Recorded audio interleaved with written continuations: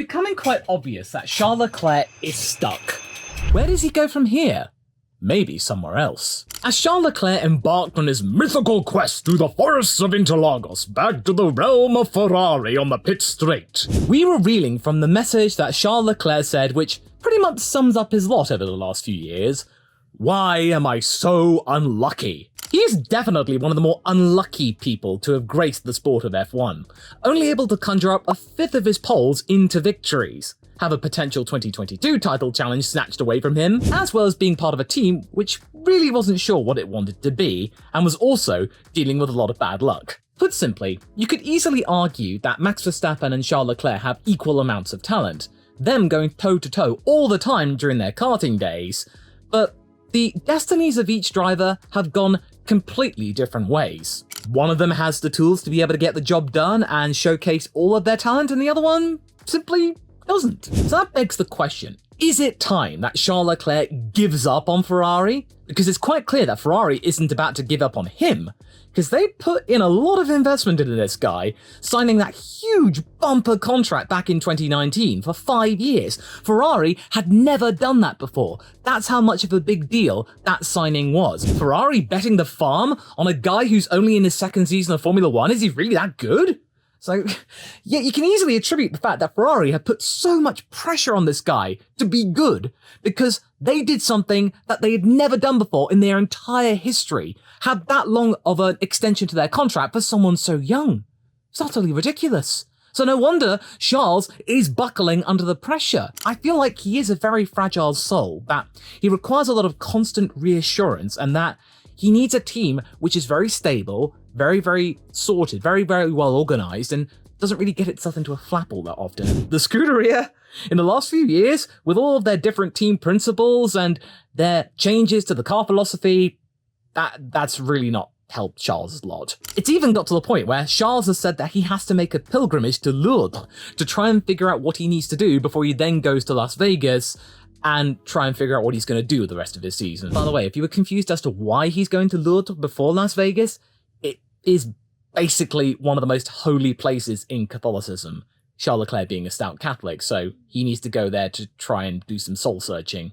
And then Ryanair made fun of it, and no, I do not agree with that. That was really bad timing, Ryanair. He is genuinely in a really bad place. He does not need people making fun of him. Then there's the whole deal with the stat that's been doing the rounds that Leclerc, instead of being a rival to Max Verstappen, is turning into a Checo. Since the last time a person got a DNS, DSQ and DNF in one season was Sergio Perez back in 2011. He was disqualified in Australia for having an illegal rear wing, which really wasn't his fault. Then he did not start the Monaco Grand Prix because he crashed into the barriers really hard, and that meant he wouldn't even be able to compete in Canada. And then, of course, he had 3 DNFs himself. Charles Leclerc this year has also had 3 DNFs so far. Then there was the Austin Plank disqualification, as we all know about.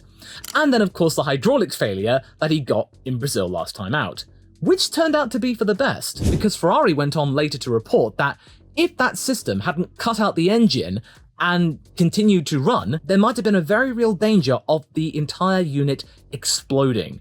Not just going out in a dramatic plume of smoke that we're so accustomed to, no, it could have genuinely blown up with Charles Leclerc in it. So maybe it was for the best that the car did what it did and just screeched to a halt and crashed into the barriers. So yeah, at least Charles Leclerc was safe to walk away and get lost in Interlagos, as well as lost in his thoughts. Okay, big deal. Charles Leclerc had yet another bad year at Ferrari. He'll just suck it up and go again like he did in 2019, when he first joined the Scuderia, and that season looked fantastic for him, winning at Monza. That is probably one of the biggest accolades that any Ferrari driver could muster. 2022, we all thought it was going to be finally the duel between the two young hotheads who battled against each other in their youth in the karting era, now at the pinnacle of single-seater motorsport in Formula One. Let's go! As Charles Leclerc said in Bahrain. And then it decided to go into the barriers at Paul Ricard, and that just pretty much ended his chances of going for a title. You could argue that it was over earlier in the season, but yeah, the French Grand Prix that year was pretty much the epitome of Charles Leclerc's failure.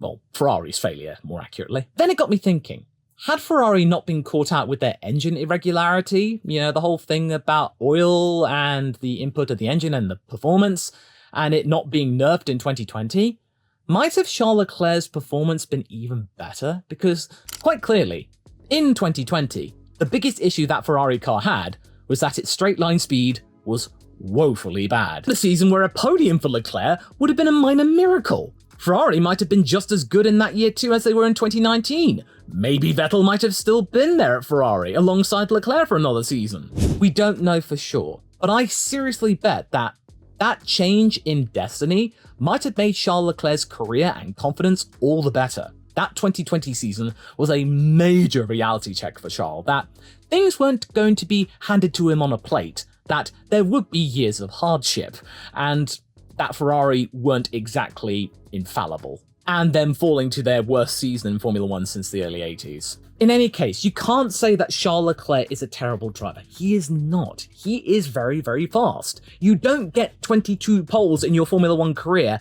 and not be quick. You have the inherent talent to be able to go. You just don't have the car, or seemingly the luck, or everything in between, to convert that pole into a victory.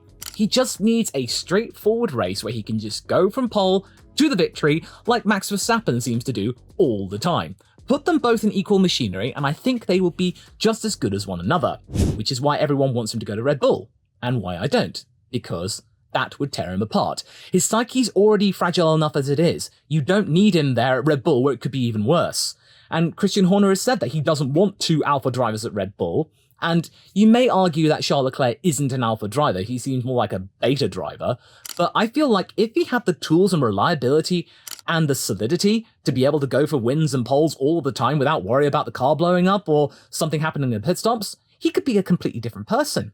And then partnering Max, he might be an absolute demon. We don't know, but I would rather not find out. And now this is sparking off all the rumours, now that the contract renewals are coming up for next year, that the situation regarding the Scuderia might not be quite so rosy, and a re-signing of Charles Leclerc might not be forthcoming. It might be a little bit shaky. Contract talks have begun. Ferrari on Twitter is putting out all of the stoppers, giving out hints that talks of Charles Leclerc are starting to begin, and that they might be able to convince him to stay, but it is rumoured in the Italian journalistic media that Fred Vasseur has got a task on his hands to try and convince Charles to stay. And Fred Vasseur, being the team principal of Ferrari, is one of the big reasons why Charles Leclerc has not given up on Ferrari already and started to talk to other teams, especially after a 2022 season, which ended in a very bittersweet manner. It must have been gutting for Charles, the closest season he had to being a convincing title chaser. Ferrari are starting to look less and less clownish in terms of their strategies, their pit stops, and their overall operation. Fred Vasseur's presence, like with James Vowles at Williams, is going to take some time to prove effective, but it is getting there. But I'm really concerned that Charles Leclerc is not willing to wait any longer with Ferrari. He's in his late 20s now, and sure, he's got at least a decade of effective Formula 1 presence and being at the top of his game. The vast majority of the grid are up for renewal. 2025 could be a completely different year, the final year of this current regulation system before going into 2026, where anything could happen. Nobody expected Mercedes to fall off that hard, and then to top it all off, he's got a teammate who he gets on very well with, but Ferrari don't really know what to do with him, because he is quite clearly not the number 2 driver that they signed up in 2021, thinking he'd be a nice little foil to help Charles Leclerc to go wherever he needs to go or do whatever he needs to do. Nope. Carlos Sainz has turned out to be a bit of a pain. A good pain, but still a pain. He, in the 3 seasons that Leclerc and Sainz have been together, has outscored Charles twice, the first season and 2023. Yes, Charles Leclerc did better in 2022, but over the course of their time together, Carlos has just been more consistent. Charles Leclerc, of course, has had higher highs than Carlos, but he's also had lower lows, the majority of the bad luck of the Scuderia. Not to say that Carlos hasn't been a victim of that himself. Of course he has. He's also been subject to the whims and woes of Ferrari. But in the end, points mean prizes. Carlos has bagged more of them this year, and he's also bagged the only win for the Scuderia this season. So maybe Charles is right to maybe consider bouncing somewhere else, but the question is, where? I feel like only 3 teams would be a viable alternative to the Scuderia, those being Aston Martin, Alpine, and the Sauber Audi organisation. McLaren and Mercedes are off the table for 2025 since their drivers are already locked in. Red Bull's got Daniel Ricciardo on their radar. Plus, again, I've already talked about why Red Bull wouldn't be a suitable place for him to actually go and try his luck in and trying to find a title, because Max Verstappen is there. That ain't gonna happen. Williams and AlphaTauri are not fast enough or big enough for his interest. And Haas. Pull the other one. They're barely able to hold on to Nico Hülkenberg right now. Besides, Ollie Behrman is quite clearly in their interest, and he's a lot cheaper as well. Charles Leclerc would not be cheap, and Gunther Steiner is a bit of a cheapskate. The first likely decision would be Audi Sauber. They could be a good shout since it's a brand new project who are looking for a strong lineup in which to start their campaign with. Hulkenberg is on the card since he is a fan favourite, quick in qualifying, and most importantly, German. The second seat at the Audi Sauber project after 2024? It's a bit of an enigma. People have asked me in the comments many times who I think could be a good driver for Audi. I've said Hulkenberg, but then the second driver, well, that's a toughie. But if Charles Leclerc were available, that could be a really good shout, because this is an organisation that Charles Leclerc has driven for before in 2018, his first season in Formula 1. The Hinwil Sauber outfit gave him his start and provided the nurturing season in where he was able to be 13th in the standings in a car which clearly was not suited to being that high in the standings. Marcus Ericsson being proof of that. Yes, of course, Marcus Ericsson's gone on to do very well, but at that time, no, he wasn't having a good time of it. And yes, of course, it's not the same outfit as it was in 2018, but it is relatively familiar. And I get the feeling that Charles Leclerc embraces familiarity and a sense of stability, which is what I think that outfit will have. And if Audi's able to get over its supposed growing pains in becoming a Formula 1 team, and all of the rumours that it might even quit, then this might be a very stable solution, and a place full of optimism and hope, in an environment which is sort of familiar to what Charles Leclerc had. And like I said, 2026, anything could happen. Any team could be the fastest. Audi might get its eggs in a basket, like we saw with Aston Martin. Speaking of, Aston Martin is enough of a big option since their rapid development has caught many people napping and are now taking notice, especially in Brazil, where Fernando Alonso proved that that team has still got it. They didn't just have a fluke of a car at the beginning of the season and then they completely fell apart. They still have what it takes. They just need to get the infrastructure just right to be able to sustain it consistently.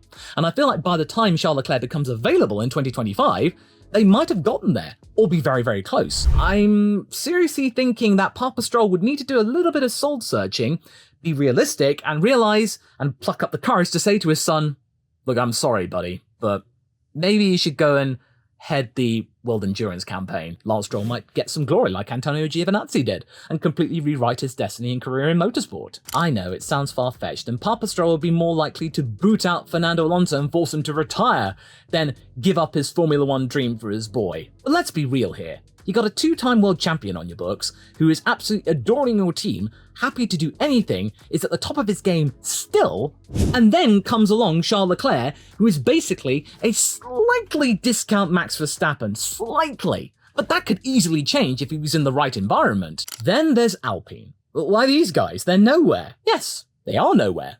Right now.